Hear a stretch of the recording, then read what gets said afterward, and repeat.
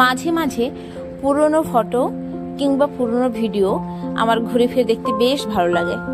আচ্ছা, তোমাদেরও কি ভালো লাগে?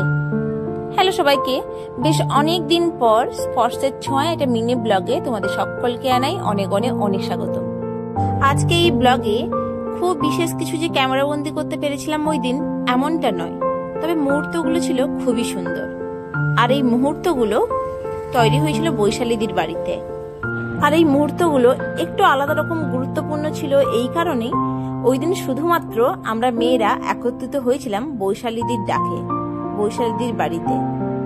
না, আমরা কিন্তু সবাই ঘরোয়া, সবাই সংসারী, সবাই স্বামী সংসার ভালোবাসি, বাচ্চা কাচ্চা ভালোবাসি।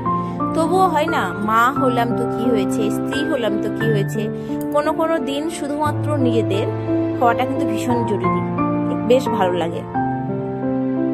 এই ব্লগটা কিন্তু বেশ অনেকদিন আগে, প্রায় দুর্গাপুজোর পরে পরে বলতে গেলে। আর বৈশালীদি প্রায় প্রতি বছরই দুর্গাপুজোর পরে এরকম সব লেডিসদের নিয়ে একটা গেট টুগেদার করেন ওনার বাড়িতে। এই দিনটাতে বর বাচ্চা সব বাড়িতে থাকে, শুধুমাত্র আমরা মেয়েরা আমরা একসাথে হই আর খুব মজা করি। এটা আমার ফার্স্ট টাইম ছিল, যেহেতু বিভিন্ন রকম কারণে আমাদের আসতে পৌঁছতে একটু লেট হয়ে গেছিল, তাই পৌঁছেই ঢুকে এসেছি খাবারের কাছে। এখানে খাওয়া দাওয়াগুলো দেখিয়ে দিচ্ছি কি কি আছে না আছে। মাটন সুন্দর লাগছে। আমার আজকে শরীরে লাগছে, কাল ঘুম পাচ্ছে। হ্যাঁ নিয়ে নেবো। ওখান থেকে তো আরো আগে আসতে হয়েছে না, তাই আমিও তাই ভাবলাম।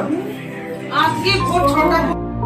একে তো দেরি করে এসেছিলাম, পৌঁছেছিলাম, তার উপরে ওই দিন চলছিল ভারত অস্ট্রেলিয়ার বিশ্বকাপের ফাইনাল ম্যাচ।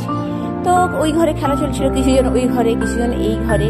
তবুও কিন্তু মজা করতে আমরা ছাড়িনি, অনেক গল্প করেছি, অনেক মজা করেছি। আর এই যে দেখো এখানে চলছে যে ম্যাচ। যাই হোক, সব মিলিয়ে দিনটা খুব ভালো কেটেছে। থ্যাংক ইউ বৈশালীদিকে, প্রতি বছর এরকম হতে থাকুক আর তাই হোক এরকম সুন্দর সুন্দর মুহূর্তের। जिंदगी यूं ही चलती रहे, खुशी मिले या गम, बदलेंगे ना हम, दुनिया चाहे